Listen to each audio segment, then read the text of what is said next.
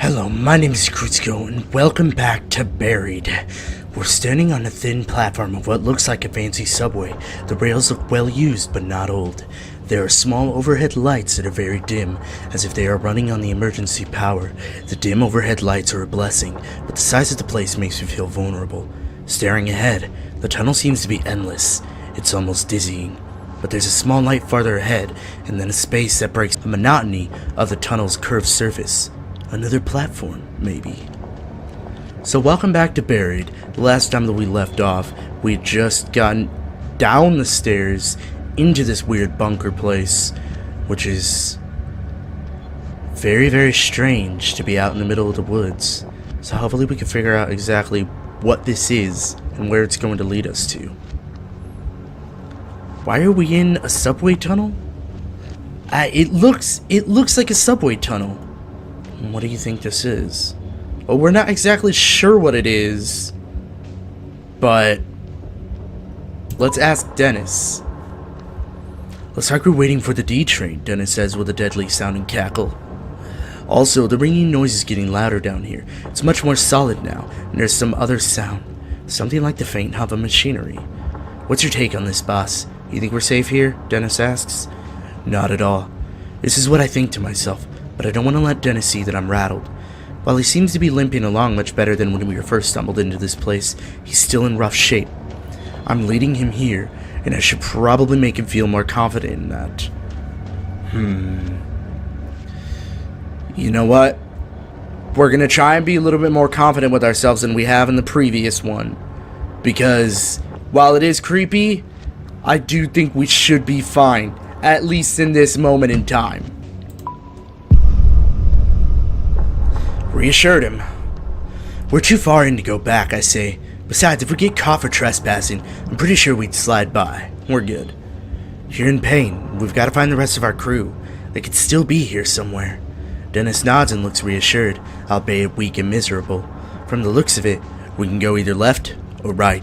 The left is slightly lit, the right not so much. This makes me uneasy, because I get the sense that one wrong turn in a place like this would have us wandering for hours. Suddenly, I jerk my head to the right as I hear an unmistakable sound of someone walking. Did you hear something? I ask Dennis, my eyes straining to see anything in the darkness. Not sure, he says. Maybe it's kinda sounded like footsteps. I wait a moment, but the sound doesn't come again. So those are our options. To the left are flickering lights, indicating that we'll at least be able to see. There's also a hum of machinery, a sign of light. To the right is just darkness. We also heard footsteps in that destination. Well, if there's lights and a hum of machinery, we should probably go to the left. While we did hear footsteps that went in that direction, I really want to see what we'll find if we get to the machinery. You decided to go into the lights. Seems smart to stay in the light. Left it is. Alright, here we go. Hopefully that was a smart decision. Oh, whoa. We are wandering. As we head left, the lights ahead are like a beacon in the dark, luring us forward. Someone left the lights on for us, Dennis says, trying to be funny but creeping me out instead. I wonder if that's a good or a bad thing, I say. As we near the lights, I hear the hum of machinery grow louder, but it doesn't sound like any machine I've heard before. As the light increases, I use it to take an inventory of Dennis and his condition.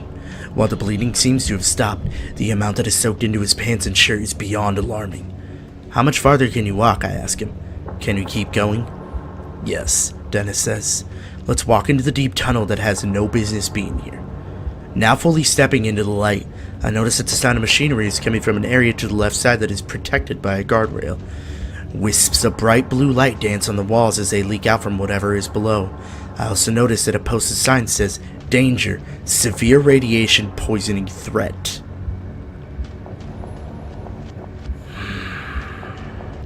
We should be as safe as possible, which means that going near what a sign says, severe radiation, we should probably stay back and move on.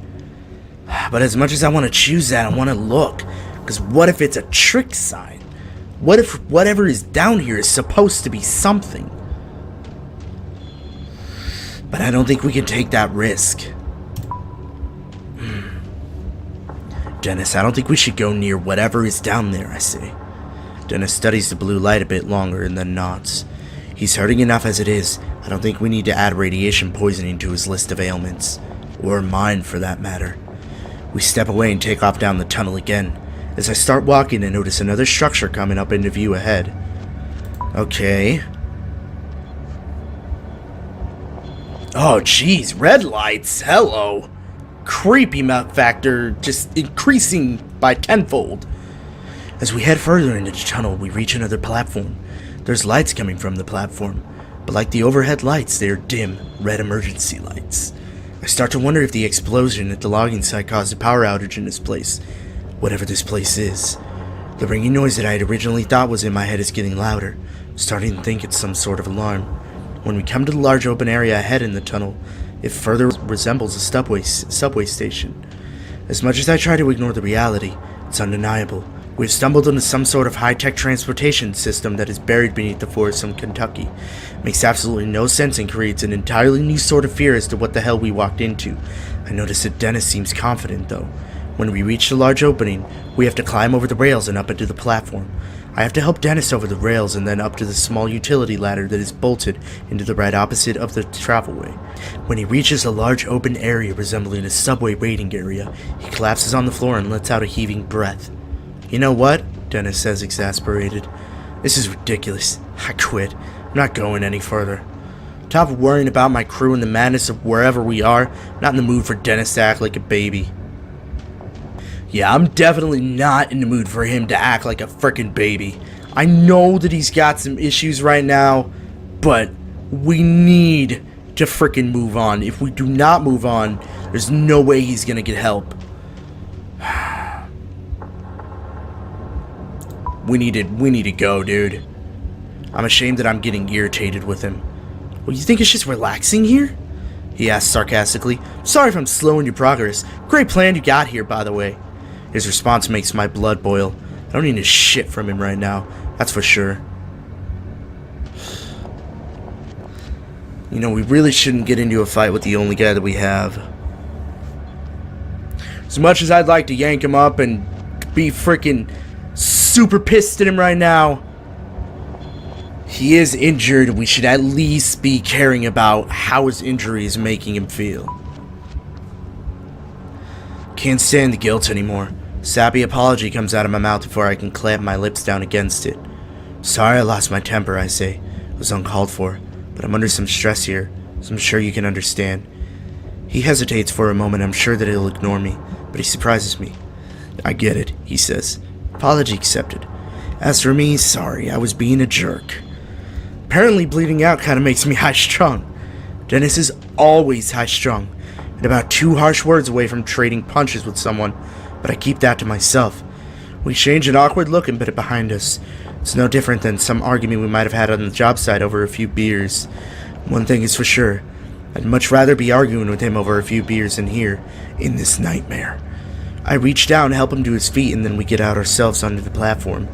Right in front of us, there's an entrance to a long hallway, exiting the platform area. It's at this point that I realize those red emergency lights might be for someone else who's actually supposed to be here. Yelling out would probably be the worst idea to do, so let's just kind of keep stealth on our side. Still not sure if I want to alert anyone to the fact that there are strangers in this secret place. The thought of hearing a scream, even my own scream in this empty place, is too much to bear. Yeah, I definitely wouldn't want to do that.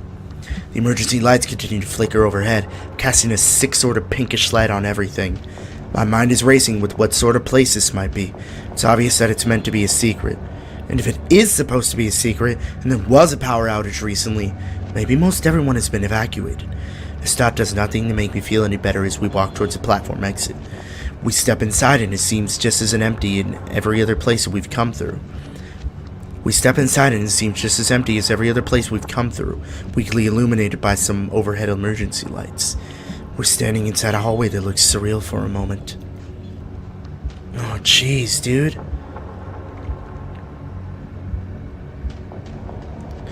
The hallway reminds me of a hospital wing, but there's something not quite right about it. It's the first clean and tidy area I've seen since coming to the woods. It looks like it was recently in use, despite the dim emergency lights overhead. There are chairs up against the wall and the floor looks well cleaned, as do the walls. The ringing noise is definitely coming from here. The small flashing red light along the ceiling seems to flash along with it. That ringing noise is an alarm, I say, if only to confirm my own thought. But for what? Dennis asks. And then he asks the question that has been on my mind since I found that little building in the woods. What the hell is this place? We exchange a look that speaks volumes. We reach the end of the hallway and hear a sound like a large metallic grinding. This is followed by a clicking noise and then an unmistakable noise of a generator kicking on. The lights are on. Okay. Without warning, the facility jolts to life. The red glow of the emergency lights is suddenly replaced by bright white fluorescent ones. The mechanical hum is oddly comforting. Somehow the power being back on urges us on. It's then that I notice the ringing noise has stopped. So it had been an alarm. But for what? Just a power failure? We head down the hallway. The electric hum of the lights is sounding eerie overhead. Other than that, the place is dead quiet. The hall is about 100 feet long with two main doors. One door opens onto a large room that looks like a conference room with a whiteboard and papers strewn about. Across the hallway, another door looks like a laboratory of some sort. Dennis slumps against the wall in defeat and lets out a scary-sounding chuckle. Something funny? I ask as the dark and brooding panic starts to grip me. Dennis just keeps chuckling as he slides down to the floor. I'm just gonna sit here while you look around, he says. There's a look in his eyes that reminds me far too much of a dead animal on the side of the road. Conference room probably isn't going to have a whole lot. The lab's probably going to have at least a little bit more of what we're probably going to be looking for. Even though we might not understand very much of what might be in there, we'll probably find a little bit more of what we're supposed to be looking for. Oh, jeez. What the hell was going on here? Walking inside, I see a small vials and glass containers held in a clear glass case. Everything is either glass or silver, and I instantly feel like I am dirtying the place up. I notice several test tubes in a glass case, as well as some of the tube system that seems to have a clear fluid trapped inside of it. In the back corner, I find a laptop in screensaver mode. Well, we're not going to understand what's in the test tube, so we should probably look at the laptop. I hit the enter key and a plain gray background pops up. There are several icons and folders to choose from. Click on a folder named Test 1.5 Ethos. A few documents are filled with formulas and names I mostly don't understand, but there are some things that are easy to understand. Things that make my blood go cold. Subject number 6, cause of death. Embolism and aneurysm, or both. Ideas for new delivery mode. Spherical, liquid, induced comatose state first. Terrace Co. Possible plutonium supplier. Alright, probably a good idea to look at the test tubes now. Plutonium, though. I can't help but check out the test tubes. They're all filled with varying green and light blue fluids. One of them looks to have some sort of glowing dirt resting on the bottom of it. Another holds what looks like a grasshopper submerged in the liquid. Only it's the strangest grasshopper I've ever seen.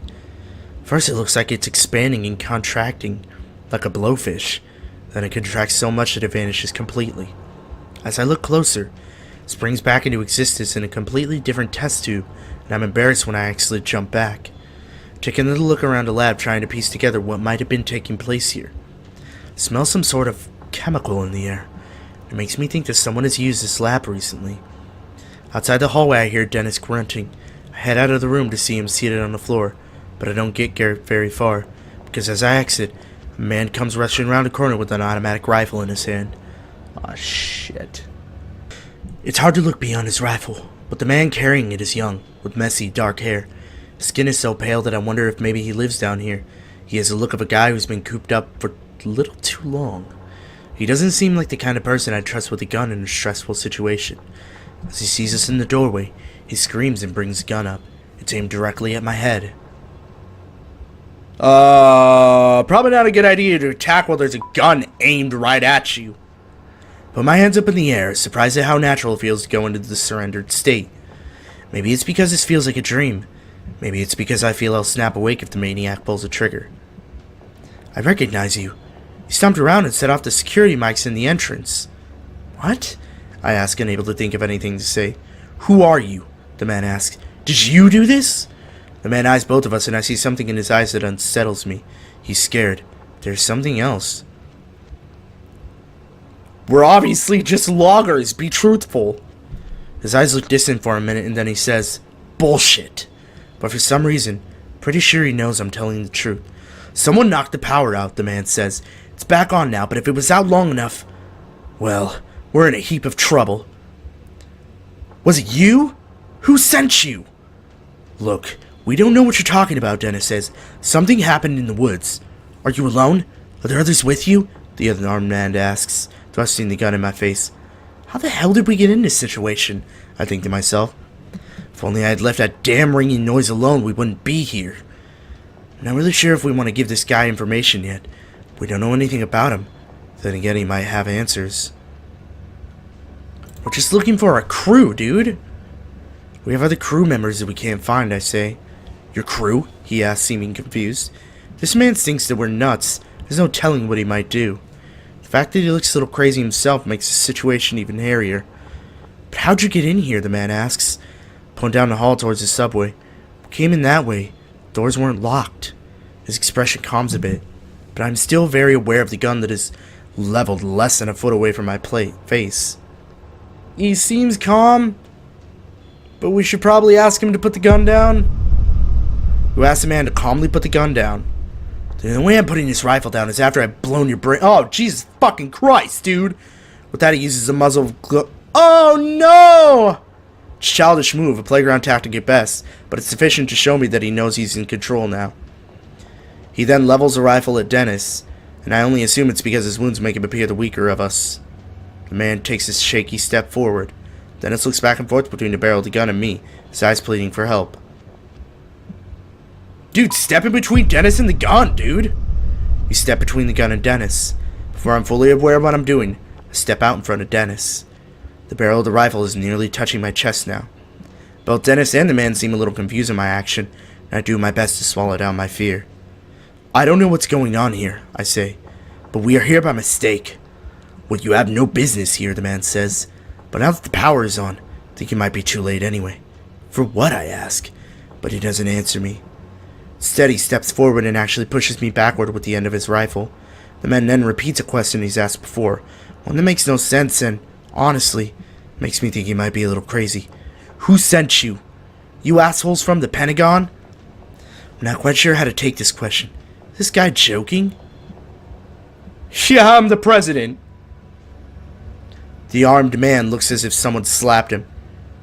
You think I'm playing? He asks, jabbing with the barrel of the gun. Think I won't blow your head off? Still, his grip on the gun is as tight as ever. The look on his face makes me think he'll shoot at any moment. You both just stand still, he says. Sooner or later, someone will come along and I'll turn you over. He again thrusts the gun forward as if it has an invisible bayonet on him. There's no need for that, I tell him. I have no guarantee that he won't pull the trigger. Look, Dennis says, we don't want any trouble. We're just as confused as you are. Then, in a movement so fast that I just about miss it, Dennis lunges forward. I have no idea how he's moving so fast. Just 30 seconds ago, I was worried about how close to death he looked. But now he's moving light and fast. His left arm coming down on the barrel of the gun like a club. In the commotion, the man does pull the trigger. The booming noise is deafening, and there is a moment where I think I've been hit. Taste the clanging noise of the round tearing into the floor at my feet to help me realize that I've not been shot. I look to the floor and see where the shot missed my right leg just by less than 3 inches. I'm paralyzed, in shock for a moment as Dennis and the man fight over possession of the rifle. There's a fire extinguisher on the wall I can use as bludgeon, but I might not have enough time on it before Dennis is overpowered. Oh, jeez. Punch him! Dennis has the man pinned to the floor, but isn't strong enough to keep him down. As I fall to the floor to help, the barrel of the rifle swings right in front of my face as a reminder of how close I had come to being shot. Great. On my knees now, I deliver a hard, stiff punch to the man's face. I don't punch someone often. Never, really. Not usually the brawling type. Still, it's apparently effective. The man's head snaps back hard and his grip on the gun loosens. Dennis grabs the gun and falls to the floor, clearly winded and in pain. Our attacker is immobilized and I can feel a shift in the situation. Yet although he's basically harmless now, I feel the need to pummel him. Desire that builds with each second I look at him. Dude! Knock him out! I kept hitting the man after he was down. Not sure where the anger comes from. It's probably been buried underneath the panic and exhaustion. But it comes out of a series of punches, my fists flailing as I knee over him. The right hand smashes into his nose, drawing blood. My left clips his lower lip, busting it. Roger! Dennis yells. What are you doing? He's defenseless now. Somewhere in between the flurry of punches, I bust open his wide right eyebrow. It's not until I see the multiple trails of crimson flowing and trickling down his face that I finally stop. Look to my face as if I've never seen them before. Slightly embarrassed, and I was unable to stop myself. Dennis instantly hands the rifle over to me, and I take it with shaking hands. I can't believe he stepped in between me and that gun. He could have killed you. Was pretty sure he wouldn't, I say, though I had known no such thing. Still, thanks, man. That was some heroic shit. You would have done the same, right? Dennis says nothing. His eyes look to the floor. I don't think you needed to keep hitting him like that, Dennis says, some trembling in his voice.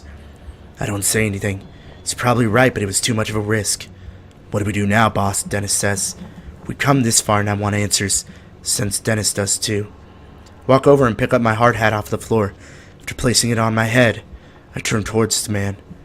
We get answers from this guy. No answers, the man manages to whisper, his eyes fluttering open. Blood is all over his head and neck from where it let loose on him. Okay, let's move, I say, pointing the gun further down the hallway. We walk the hallway until we come to the end. We've come this far and I'm not going to let this guy stop us. We walk down the hallway until we come to the end. A single elevator waits for us. Steel sliding doors larger than a normal elevator. Man, I don't know if that was a good idea kicking his ass like that, but at least he stayed down so he wouldn't be able to get up to get the rifle. Before I get into the elevator with this guy, I think it's wise to learn a bit more about him. I can tell it's making him uncomfortable for me to have the gun. What's your name, I ask. Marcus. And you work here? It's clear that he doesn't want to answer, but he gives us a little nod. We're looking for the rest of our crew. Any idea where they might be, I ask? No, he says curtly, not bothering to elaborate. There's gotta be some useful info we can get out of this guy. Just need to know how to dig for it. I need a first aid kit for my friend here. Where might I find one? Down on the second floor, he says, but we can't go down there. Well, why can't we go down there? What's on level 2? You know, regardless of what's going to be down there, we're just going down there anyway, right? He'll probably end up telling us anyway. We're going down there regardless. He looks at me like I'm an idiot. You must be aware you're inside of a classified government facility, he says. Makes sense, but I want to doubt it. Well, as I mentioned earlier, I'm the president, so take me to the first aid kit. I can't, he says. You don't have clearance. Hell, I barely have clearance. Then, seemingly to himself, he mutters, I make this place run, and not even a thank you. Just a bunch of restricted access rooms that I'm only allowed to go into with a frickin' chaperone. Chaperone! I interrupt his monologue. We're going to that first aid kit. I could lose my job, he says, squirting through the blood where I'd smashed him over and over. Squinting, sorry. I wonder for a moment what sort of trouble I can get into for having a government employee, especially as hard as I did. Then again, he had come at us with a rifle. Makes me think that things have gone terribly wrong in this place. The explosion in the woods, whatever the hell had happened, might be linked to it all. I need to convince him to take us to the second floor, but I'm not sure if it would be more productive to threaten him or ask for sympathy. He doesn't seem like the kind of guy to ask for sympathy. He seems like a dick, so we should probably just frickin' threaten him. Place the rifle to his head. While I know I don't have it in me to pull the trigger, I have no problem holding it there.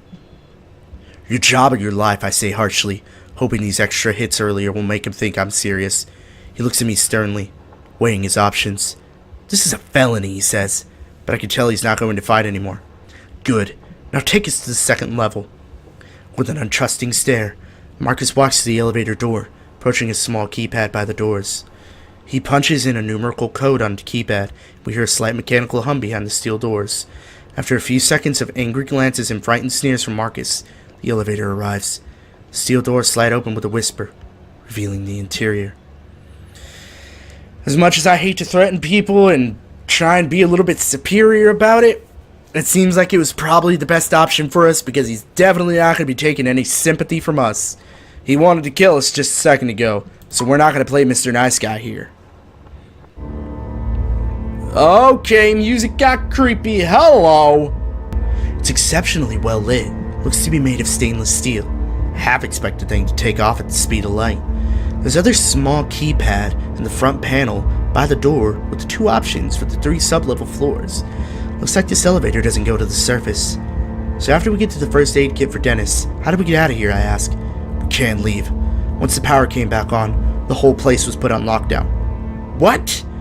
Can't you override it? No, it's to prevent anything from getting out. I can't. Marcus looks as deflated as Dennis. We can't get out. We're stuck here. Dennis leans into the corner and almost falls onto the floor. Struggle for the rifle took a lot out of him. Could see that much in his face. Slowly we start to move down. The hum and the grind of the car's motors fill the space. What can you do for us? Marcus bristles at the question, but I think it's fair. I mean, he's not allowed to unlock the doors or even get medical supplies. Why keep a guy around who can't even grab a band-aid without permission? True. Without me, nothing would get done here, Marcus answers me. These people think they're so brilliant, but some of them can barely turn their computers on without help. Top coder in my class at MIT, and I'm stuck living underground helping idiots who don't even trust me with keys. I think it's... we should probably ask how big this place is, because he's probably not going to give us a whole lot of information. It's a government facility of the highest security, Marcus says. A research facility. It goes 4 stories underground, and quite frankly, it scares the piss out of me that you two got in here so easily. Why is that, I ask. This is a Black Ops graveyard, he replies. Even the CIA doesn't know this place exists.